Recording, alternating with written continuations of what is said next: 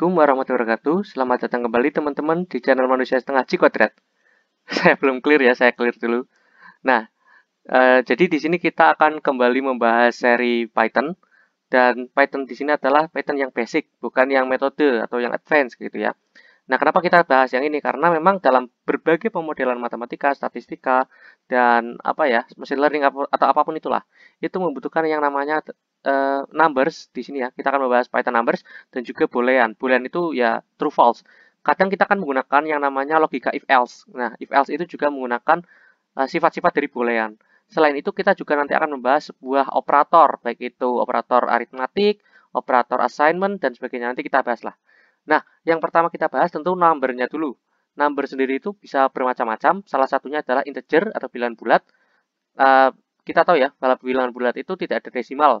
Kalau misalkan 1 atau ini berapa ini? 3 triliun atau 3 miliar ya, nggak tahu ya.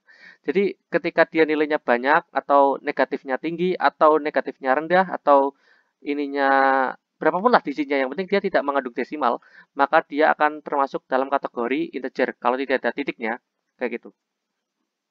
Jadi ketika kita print type, kita akan mendapatkan kelas integer. Namun, ya seperti saya bilang tadi, ketika ada simbol titik dalam angka, ya maka dia akan otomatis menjadi float atau bilangan desimal, bilangan pecahan ya. Nah, kemudian E sendiri itu juga bisa menjadikan sebuah number itu menjadi bilangan float. Maksudnya, ini kan aslinya 35.000 ya, karena E itu indikasi dari power of 10. Jadi misalkan E3 berarti 1000, E1 berarti 10, E2 berarti 100 kayak gitu. Jadi misalkan ini 35, E3 berarti 35 kali 10 pangkat 3 atau 35 kali 1000. Jadi 35.000. Ya ini sama E4 berarti pangkat 4, 10-nya. Kemudian ini E100 berarti ya min 87,7 kali ini ya 10 pangkat 100 kayak gitu.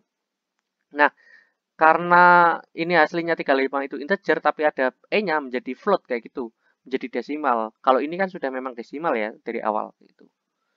Nah, selain bilangan integer kemudian juga apa tadi float, nah kita juga mengenal adanya bilangan kompleks, yaitu bilangan yang memang jarang kita pakai tapi mungkin seorang matematisi yang matematikawan ya, mathematician lah intinya. Orang-orang yang ahli dalam bidang matematika itu sering juga ya menggunakan bilangan-bilangan kompleks. Nah, kalau di Python sendiri itu mereka menuliskannya atau kita bisa menuliskannya dengan simbol J. Dengan adanya simbol J yang melekat pada sebuah angka, misalkan 3 plus 5J, dia akan jadi bilangan kompleks meskipun si 3-nya itu sebenarnya integer gitu. Kalau ini kan jelas ya 5J itu kan ya bilangan kompleks ya. Tapi ini karena 3 itu apa namanya? Si integer tapi 5J-nya itu kompleks, maka dia kena juga menjadi kompleks. Minus pun juga bisa menjadi bilangan kompleks kalau ada huruf J-nya gitu. Nah, kemudian kita juga bisa lakukan konversi. Konversi sendiri misalkan di sini ada X itu 1 jelas ya. X1 itu integer. Kalau 1.0 baru itu float. Nah, kalau ini 2.8 karena ada titiknya menjadi float. Nah, kita pengen nih si 1 ini kita ubah menjadi float yang aslinya integer. Maka tinggal kita tuliskan float dalam kurung X kayak gitu. Nah, maka si A tadi, si A itu kan floatnya si X ya. Maka ini menjadi 1.0 kayak gitu. Kemudian yang apa nih? Yang B. B itu integer dari Y. Nah, ini kan 2,8. Kalau di integer kan dia otomatis turun gitu. Pokoknya menjadi bilangan bulatnya turun, menjadikan 2 gitu ya. Dia kan belum mencapai 3 gitu. Jadi Y-nya itu 2,8, X-nya itu 1, A-nya itu 1.0, B-nya itu 2. Kemudian kita juga bisa menjadikan si bilangan tadi menjadi kompleks. Misalkan satu ini kita konversikan menjadi kompleks dan kita masukkan ke dalam variabel C. Nah, jadi kita tahu bahwa di sini ada 1.0 seperti saya bilang, yang tadinya integer jadi float. Kemudian yang tadinya float menjadi integer, jadi komanya hilang. Nah, kemudian yang tadinya 1, yang bilangan integer menjadi bilangan kompleks, 1 plus 0, J. Kayak gitu. Nah, tadi kan kompleks ada JJ-nya gitu ya. Kemudian casting, kalau tadi kita konversi data, konversi tipe data, nah, kalau kita nggak mau konversi-konversian di akhir, kita mau definisikan di awal ya, kita lakukan casting. Misalkan satu itu aslinya integer ya, tapi kita tulis integer biar yakin gitu aja. Tapi kita juga bisa tuliskan float 1 kayak itu juga. Misalkan 2.8 aslinya kan float. Nah, tapi kita tulis integer ya, jadi berarti dia akan menjadi 2 kayak gitu. Meskipun aslinya 2,8, 2.8. Ya, yang ini juga 3 ini kan string ya aslinya, tapi karena kita definisikan sebagai integer, maka dia menjadi 3 yang bertipe integer. Kemudian booleans tadi true false. Nah, jadi misalkan 10 lebih besar dari 9, bener kan? True. 10 sama dengan 9, enggak. Ya, jadi kalau sama dengan itu 2 kali ya. Karena ini kalau 1 kali itu kayak penamaan variabel. Kemudian 10 kurang dari 9, salah berarti jawabannya true, false, false. Nah, kemudian kita ini juga bisa melakukan pengecekan apakah suatu variabel itu bertipe tertentu. Misalkan X itu 200. Nah, apakah 200 itu integer? Kayak gitu. Nah, ternyata dia itu true. X is integer kayak gitu. Nah, karena kita tahu ini hasilnya outputnya true, maka dia tipenya boolean gitu. Ini boolean kayak gitu ya. Nah, setelah kita tahu jenis number kemudian boolean, maka kita akan masuk ke dalam operator. Operator dalam Python sendiri itu ada beberapa, yaitu ada arithmetic, assignment, comparison, logical, identity, recursive, bitwise kayak gitu ya. Agak belepotan nih ya. Nah, jadi pertama aritmatika. Kalau kita tahu bahwa aritmatika sendiri itu ada macam-macam, ada penambahan, addition, subtraction, multiplication, division, modulus, eksponensial, bukan eksponensial ya, exponentiation kayak floor division juga ada. Misalkan addition ya jelas ya, dia penambahan 1 tambah 1 ya 2 kayak gitu ya. Kalau kita beri contoh, misalkan X-nya itu 10, Y-nya itu 2. Nah, kita lihat, kita ke bawahin aja biar nggak terlalu silau gambar tadi. Nah, X plus Y 12, betul. X kurang Y 8, kemudian X kali Y 10 kali 2 20, X divide Y, misalkan dia divided by Y jadi 5, tapi 5-nya itu dia menjadi float. Nah, kalau kalian pengen pembagiannya itu bertipe sama-sama integer, karena integer ini integer, kalian bisa ini pakainya floor division. Double ya, garis miringnya menjadi 5. Nah, kemudian kalau modulus, dia bernilai 0 karena 10 bagi 5 itu habis terbagi, yaitu kemudian 10 pangkat 10 pangkat 2 ya, X double bintang Y, 10 pangkat itu ya, pangkat itu bintang, menjadi 100 kayak gitu. Jadi kalian bisa lihat kalau penambahan itu plus, pengurangan itu min ya jelas ya. Multiplication pakai bintang, division pakai strip apa nih garis miring dari kanan atas ke bawah, kiri bawah, kemudian modulus pakai persen. Perpangkatan pakai double bintang dan pembagian yang hasilnya integer pakai double garis miring.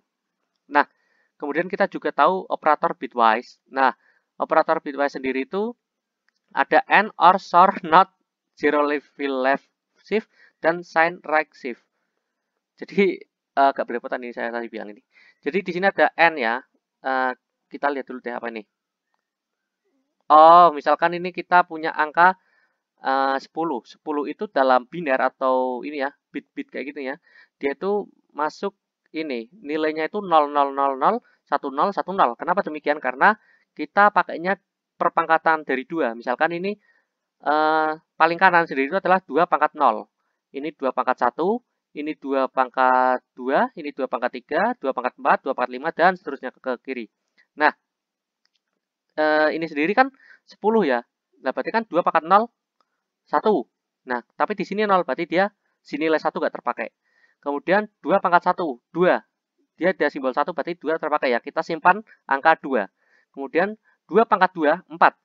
Tapi di sini 0, berarti nggak terpakai 4-nya.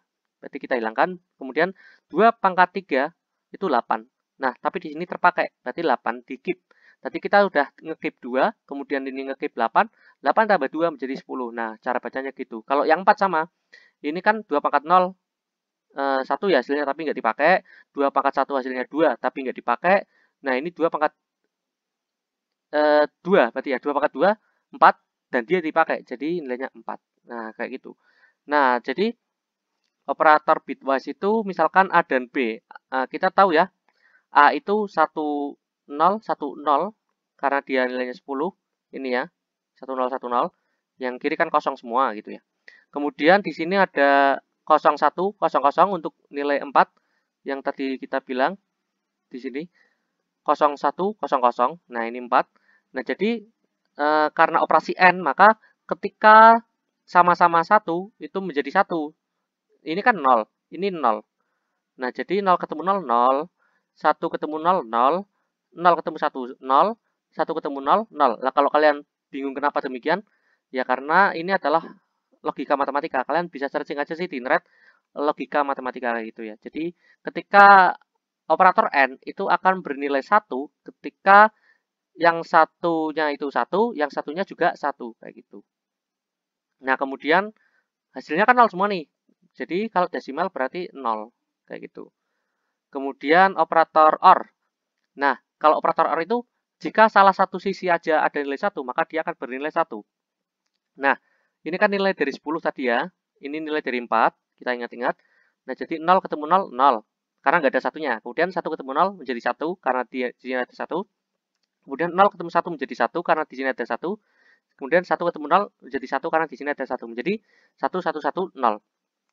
Nah, kalau nilai bit ini kita ubah menjadi bilangan yang kita bisa pahami, misalkan desimal kayak ini, maka dia akan menjadi nilai 14. Ya kayak tadi yang 2 pangkat 0, 2 pangkat 1, 2 pangkat 2, dan seterusnya itu. Diubah aja, dikonversi lah. Kemudian XOR. XOR itu berarti dia akan bernilai 1 ketika apa ya? Ketika dia tidak bertemu sama-sama gimana ya? Ketika satu sisi 0, kemudian sisi lain 0, dia akan 0. Ketika sisi lain 1, kita punya 1, berarti 0 juga, karena kembar gitu. Nah, tapi ketika sana 1, sini 0 menjadi 1, atau sini 1, sana 0 menjadi 1. Pokoknya kalau berbeda itu menjadi 1, kalau sama menjadi 0. Lah, kalau yang OR tadi bedanya adalah ketika ada salah satunya itu punya 1, maka dia akan jadi 1. Misalkan sana 0, kita 0 menjadi 0.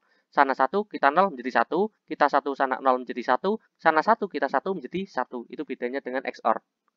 Nah, karena kita tahu ini milik 10, kita tahu ini milik si 4, maka 0 ketemu 0, 0. 1 ketemu 0, 1. 0 ketemu 1, 1 lagi. 1 ketemu 0, 1. Maka, sama ya kalau kebetulan di sini. Kebetulan aja sama, maka hasilnya 14. Jadi hasilnya 0, 14, 14. Nah, 0, 14, 14. Kemudian kita juga bisa pakai yang tadi pergeseran ke kiri atau ke kanan. Jadi ini kan 5. 5 itu operator bitnya itu maksudnya bitnya itu seperti ini ya. 01, 01. Nah, ketika kita geser satu kali, nah, maka dia nggak geser ke kiri kan ini ya. Geser ke kiri, ke arah sana lah. Ada panahnya gitu. Nah, maka dia menjadi 1010. Kan geser ke kiri satu kali, tapi geser ke kiri dua kali menjadi kayak gini 0001, 0100. Nah, kalau ini diubah menjadi bilangan yang kita pahami, desimal, integer kayak itu, maka menjadi nilai 10 dan 12. 12, 20. Sorry, sorry. Kemudian kita juga ada operator assignment. Ya, maksudnya di sini adalah penulisan aja. Misalkan ini ya, X plus sama dengan 3. Maksudnya adalah X sama dengan X plus 3. Mungkin di matematika nggak masuk akal ya. Nah, tapi kalau di apa pemrograman itu masuk akal. Misalkan kalian melakukan looping. Jadi misalkan X itu nilainya 5 ya. Jadi ketika X plus sama dengan 3, hasilnya berapa? 8. Kayak gitu. Karena apa? Karena X sama dengan, tadi kan X-nya 5 nih. Berarti 5 plus 3, 8. Kayak gitu. Jadi ini hanya cara penulisan yang lain daripada yang ini. Karena example-nya kayak gini, SMS-nya kayak gini. Jadi sama misalkan X kurangi sama dengan 3. Berarti X sama dengan X kurangi 3. Jadi ini tuh tanda-tanda plus, minus, kali, bagi, modulus, floor division kayak gitu tuh sebenarnya sama. Jadi daripada kita nulis X-nya 2 kali, kemudian X di sisi kiri sama dengan, X di kanan sama dengan, ya udah kita operatornya ditaruh kirinya sama dengan, terus kita kasih angkanya aja. Ini sama penulisannya, hanya beda ini aja, beda caranya. Yaitu namanya operator assignment. Jadi misalkan di sini X-nya sama dengan 10. Kalau X sama dengan X plus 3, berarti kan 10 tambah 3, 13. Nah, sama di sini. X plus sama dengan 3, berarti X ditambah 3, kayak gitu. Berarti 10 tambah 3, 13. Kemudian comparison. Nah, ini perbandingan. Nah, ada equals atau sama dengan. Nah, kalau sama dengannya satu tok, berarti itu kan penamaan variabel. Nah, kemudian kalau mau misalkan uh, apel sama dengan apel nggak gitu nggak gitu. Gimana cara ngomongnya ya? Jika ada buah nih, nah saya punya buah apel, kamu punya buah apel, sama dengan nggak? Nah kayak gitu ya, true or false kayak gitu. Nah kalau sama dengan di sini Python itu pakai double sama dengan. Kalau not equal atau saya punya apel, kamu punya jeruk kayak gitu ya, itu pakai pentung apa ini tanda seru sama dengan not equal. Kemudian greater than, misalkan x lebih besar dari y, ya pakainya ini lebih besarnya. Kemudian ketika x kurang dari y, less than, ya pakainya kayak gini, arah sana, nyaploknya ke kanan. Kalau kurang dari sama dengan, lebih dari sama dengan, ya tinggal kasih ini aja, simbol sama dengan di sisi kanan dari caplokan-caplokan ini. Ya, ini ya, misalkan X sama dengan Y, 5 sama dengan 10 salah. X tidak sama dengan Y, 5 tidak sama dengan 10, true, kayak gitu ya. Pokoknya kayak gitu sih. Kemudian operator logika. Operator logika di sini ada and or not. Misalkan 7. 7 itu X kita ya. X kita itu 7. Kemudian X itu kurang dari 5. Salah kan? Nah, berarti di sini false. Nah, kemudian X kurang dari 10. Karena 7 kurang dari 10 benar, berarti false and true. Berarti kan false. Karena operator and itu harus sama-sama benar dua-duanya. Berarti yang hasilnya false. Nah, tapi yang kedua, X kurang dari 5. Salah. X kurang dari 10, betul.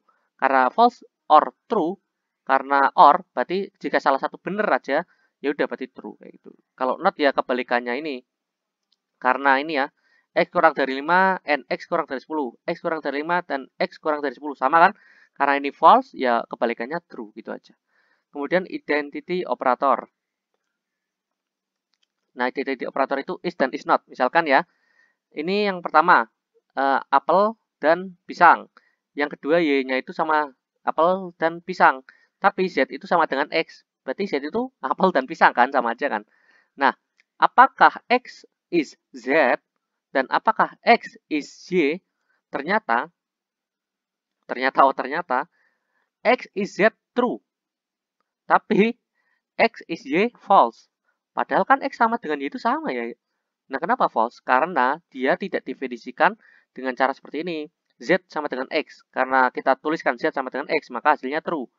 Tapi ketika kita tuliskan X-nya sendiri, ditulis sendiri, kemudian Y-nya ditulis sendiri, meskipun isinya sama, maka hasilnya tetap false.